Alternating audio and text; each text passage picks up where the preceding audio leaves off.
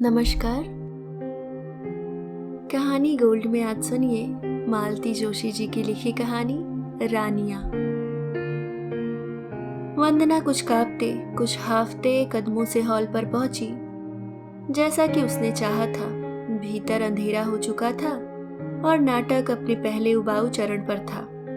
उसने बाहर कॉरिडोर के प्रकाश में अपना सीट नंबर एक बार फिर देखा और यथाशक्ति अपने को समेटती सिकोड़ती टटोल कर सीट तक पहुंच गई।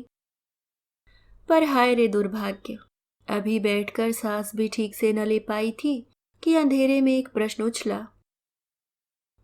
अकेले आई है? उसने सहम कर देखा। वही उत्सुक आंखें, वही आतुर चेहरा। उसे इतनी कोफ्त हो आई।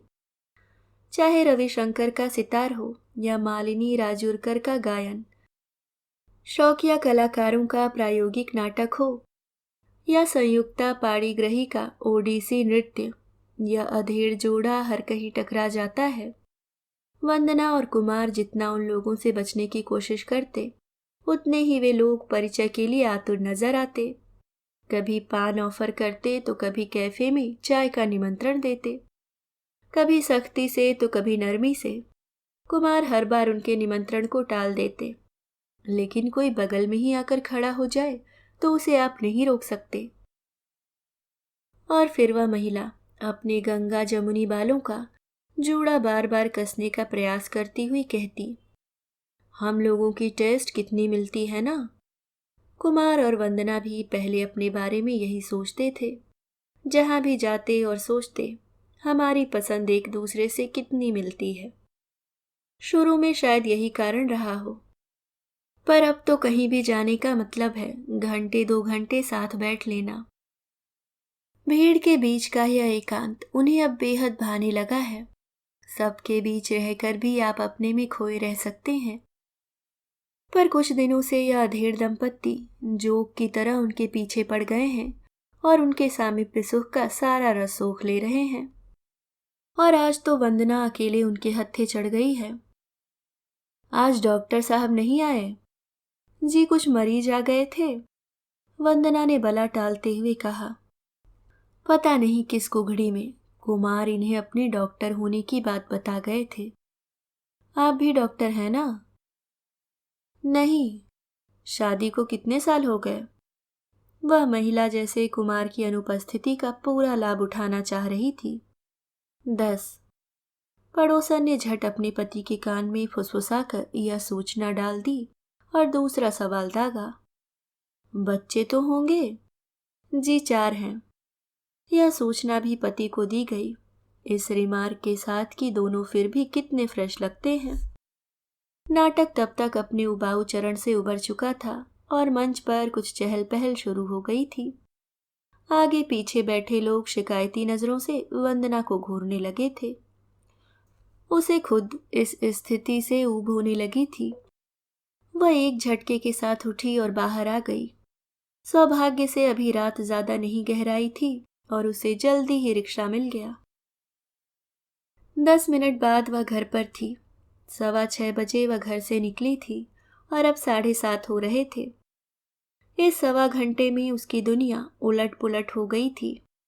माँ शायद खाना खा रही थी, घंटी की आवाज सुनकर वैसे ही दौड़ी आई। अरे वंदू, बड़ी जल्दी आ गई। सॉरी माँ, तुम्हें खाना खाते बीच में उठना पड़ा। कोई व्रत तो नहीं था ना आज? नहीं तो तुम यही फुल स्टॉप कर दोगी। अरे आधी रोटी कम ही खा लूंगी तो मुझे कोई फर्क नहीं पड़ता। पर तू क्यों जल्दी लौट आई? शो कैंसिल हो गया क्या? नहीं माँ, शो क्यों कैंसिल होगा? कुमार साथ नहीं थे आज। सोचा रात को अकेले लौटने में दिक्कत होगी। उनके भरोसे अपनी लूना भी नहीं ले गई थी। बेकार ही रिक्शे में 12 रुपए फूक गए। उसने लापरवाही से अपना पर्स उछालते हुए कहा। लेकिन कुमार आया क्यों नहीं? वह खुद ही तो टिकट लाया था। ओफो माँ, इमरजेंसी भी तो कुछ होती है। पता है उनकी बीवी का ऑपरेशन हुआ है। क्या? माँ की आंखें फटी की फटी रह गईं। और क्या, मरते मरते बची है। बच्चा तो पेट में ही मर गया था। वंदना ने माँ के विस्मय को अनदेखा करके कहा। वह तो अच्छा हुआ कि माँ बच गई, नहीं तो लड़कियां बेचारी अनाथ हो जाती। माँ अपना पूरा खाना पूरा कर लो ना, मैं अब जल्दी आ ही गई हूँ तो कल का चैप्टर थोड़ा देख लेती हूँ। सुबह तो ऐसी भागम भाग मच जाती है कि बस। माँ को वहीं मूर्तिवत खड़ा छोड़कर वंदना अपने कमरे में चली आई। चैप्टर तो वह क्या खाक देखती, बत्ती बुझाकर सीधे अपनी मच्छरदानी में दुबक गई। पर उस अंधेरे में भी माँ की फटी फटी आंखें उसका पीछा करती रहीं। पर माँ का भी क्या दोष था, जब डॉक्टर सक्सेना, कुमार के पार्टनर, ने उसे यह सूचना दी थी तो उसकी आंखों का फैलाव शायद इससे भी दुगना हो गया था। तभी तो सक्सेना ने घबरा कर पूछा, माफ कीजिए वंदना जी, पर क्या सचमुच आपको पता नहीं था? आश्चर्य उसके चेहरे पर इस कदर पुत गया था कि नाटक करने में कोई तुक ही नहीं थी। फिर भी उसने संयत स्वर में कहा, दरअसल हम लोगों के बीच इस तरह की कोई चर्चा ही नहीं हुई। चर्चा उसने जानबूझकर नहीं चलने दी होगी, क्योंकि न सिर्फ उसके बीवी हैं, बल्कि 2 बच्चियां भी हैं। लड़कों के मामले में ही वह अनलकी रहा है। 2 साल पहले मरा हुआ बच्चा हुआ था और इस बार फिर मरा हुआ बच्चा। क्या कह रहे हैं? But he looks so young. वह तो स्वाभाविक है, पढ़ते हुए ही शादी हो गई थी। MBBS करके निकला तब एक बच्चे का बाप बन चुका था। उस समय भी वह इस बात को किसी ऐब की तरह छिपाता था। शायद वही आदत अब भी बनी हुई है। वंदना हैरान थी, क्या अब भी हमारे देश में इस तरह की शादियां होती हैं? सक्सेना हंस पड़ा, आपका देश शायद महानगरों तक ही सीमित है वंदना जी, नहीं तो गांव में तो ऐसी शादियां आम हैं। वहां तो पढ़ने वाले लड़के ही ज्यादा पसंद किए जाते हैं। क्यों? सस्ते जो मिल जाते हैं। एक बार ये डॉक्टर, इंजीनियर, वकील या प्रोफेसर बन जाएं तो फिर इनकी बोली लाखों पर टूटती है। इसलिए लोग बाग इन्हें पहले से बुक कर लेते हैं। फिर कुमार की तो सारी पढ़ाई ही दहेज के सहारे हुई है। इसके पिता की इतनी हैसियत कहाँ थी? सक्सेना फिर बड़ी देर तक कुमार के घर परिवार के बारे में बताता रहा। वंदना शिष्टाचारवश हाँ हूं कर रही थी, पर उसकी समझ में कुछ नहीं आ रहा था। मन जैसे सुन्न हो गया था। वह लगातार यही सोच रही थी कि सक्सेना क्या सोच रहा होगा। जरूर मन ही मन उसकी हंसी उड़ा रहा होगा। MA PhD होने का दम भरती है यह लड़की, पर इतना बड़ा झूठ नहीं पकड़ पाई। जरूर उस पर तरस खा रहा होगा सक्सेना। इसलिए जो ही वह सांस लेने के लिए रुका, वंदना ने घड़ी देखते हुए कहा, मैं चलूंगी अब। हॉल में अंधेरा हो जाता है तो सीट खोजने में बड़ी दिक्कत होती है। यही नहीं, उसने हाथ दिखाकर सड़क पर दौड़ते एक खाली ऑटो को रोक भी लिया।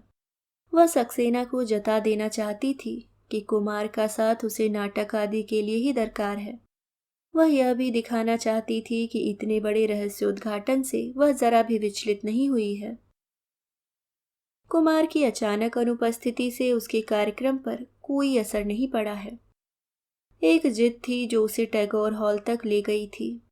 उस बातूनी महिला से भेंट न होती तो शायद वह पूरा नाटक देखकर ही लौटती। उस देवी की याद आते ही उसे हंसी आ गई। प्रश्नों की फौज लेकर कैसे पिल पड़ी थी उस पर, और वंदना भी क्या सफाई से जवाब दिए जा रही थी। यह तो अब जाकर एहसास हुआ कि उसने अपने मन से कुछ नहीं जोड़ा था। यह तो वही सब था जो वह अनमने भाव से सक्सेना से सुनकर आ रही थी। वह तो सोच रही थी कि सारी बातें उसके कानों से टकराकर वैसी ही लौट रही हैं। यह तो अब जाना कि एक एक बात उसके अंतःपटल पर अंकित हो गई है।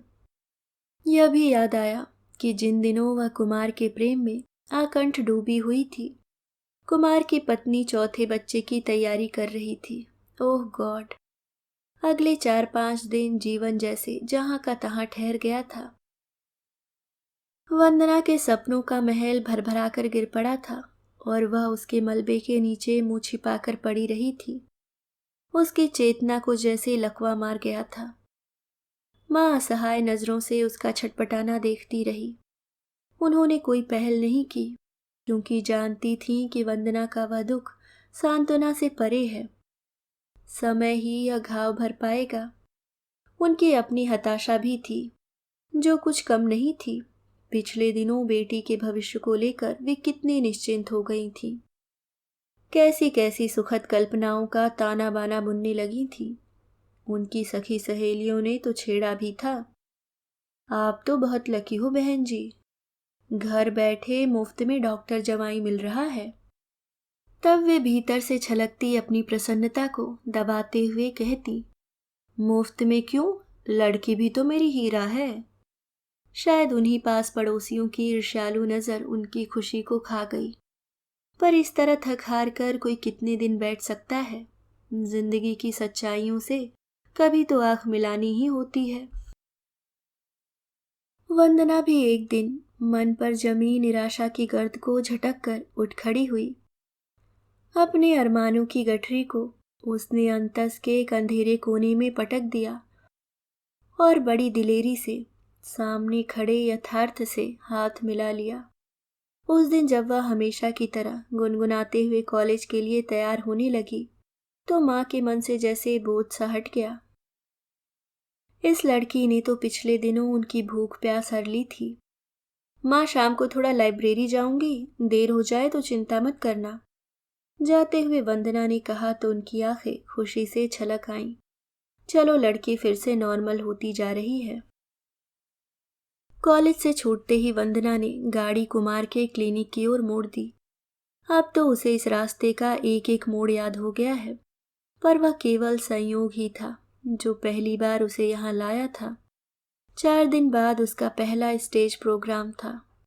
वह वैसे ही बेहद नर्वस हुए जा रही थी और खांसी थी कि पीछा नहीं छोड़ रही थी। उसके संगीत वाले गुरुजी उसे स्टेज फीवर का नाम दे रहे थे। माँ का मत भी शायद ऐसा ही कुछ था, पर उन्होंने घरेलू उपचारों से वंदना को इतना आक्रांत कर दिया था कि वह भागने की राह ढूंढ रही थी। उस दिन गुरुजी के घर से लौटते हुए इस जुड़वा क्लिनिक पर नजर पड़ गई। शायद नया ही खुला था। एक कोई डॉक्टर सक्सेना थे, बाल रोग विशेषज्ञ, और एक थे डॉक्टर कुमार, नाक कान गले वाले। वह तुरंत लूना से उतर पड़ी थी। यह भी एक संयोग ही था कि उस दिन डॉक्टर कुमार क्लिनिक में अकेले थे और फुर्सत में थे। वे देर तक उसके गले का मुआयना करते रहे, ढेर सारी बातें पूछते रहे। 2 ही दिन में उन्होंने न सिर्फ उसका गला ठीक कर दिया, बल्कि उसकी करामात देखने चौथे दिन हॉल पर भी जा पहुंचे। अपनी दवा का असर देखने आया हूं, उन्होंने हंसकर कहा था, और उस शाम एक नई मैत्री का सूत्रपात हुआ था। जब भी समय मिलता वे दोनों साथ ही हो लेते और कोई कार्यक्रम देखाते। कोई अच्छा कार्यक्रम नहीं मिलता तो किसी कला फिल्म को धन्य कराते। कुमार को आश्चर्य होता कि यह MA PhD समाजशास्त्र की व्याख्याता साहित्य और संगीत में इतना दखल कैसे रखती है।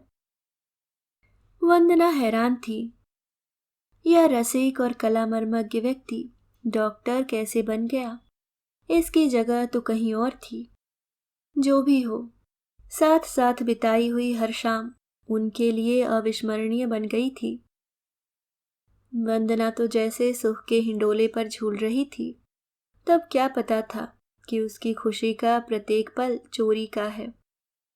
अब तो वह उन दिनों के बारे में सोचती भी है तो आत्मग्लानि से भर उठती है। सक्सेना अकेला ही मरीजों से जूझ रहा था। वंदना ने अपनी सदाबहार मुस्कान के साथ उससे हेलो किया तो वह बुरी तरह चौंक पड़ा। उसका अगला प्रश्न और भी चौंकाने वाला था। डॉक्टर साहब, उस दिन आपसे पूछना भूल गई थी। हाँ, तो आप बता रहे थे ना कि मिसेस कुमार को यहीं ले आए हैं, तो वे कहाँ एडमिट हैं?